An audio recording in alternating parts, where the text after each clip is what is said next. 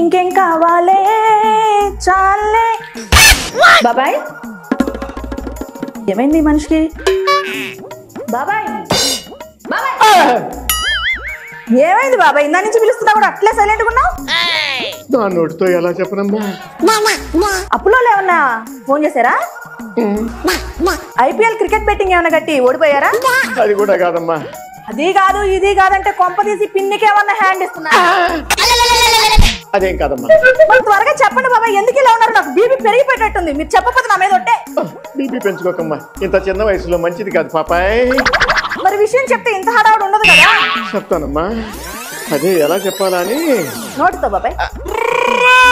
జోకా టైం నీది కానీ ఏం లేదమ్మా. సినిమాలు బాగానే చూస్తావు కదా నువ్వు? బాగా.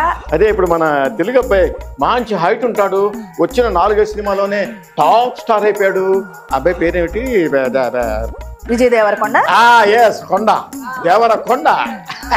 అలాగే అదేనమ్మా గీతా గోవిందంలో హీరోయిన్ ఉంది రష్మిక. వీళ్ళిద్దరూ కూడా పెళ్లి చేసుకోబోతున్నారు కదమ్మా. వాళ్ళ పెళ్లికి మీరు దిగులుగా కూర్చోటానికి ఏంటి బాబాయ్ సంబంధం? అదేనమ్మా నా బాధ.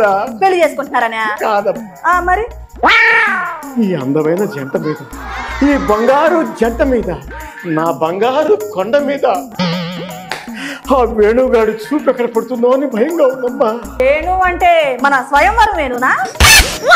ఆ వేణు కాదమ్మా, వేణు స్వామి. ఏది మొన్న గుళ్ళో నుంచి బయటికి నెట్టేశారే అదేదో ప్రతిహతమోగాక అంతేనమ్మా, అంతే. ఇప్పుడు ఆయన ఎందుకు గుర్తొచ్చాడు బాబాయ్ మీకు?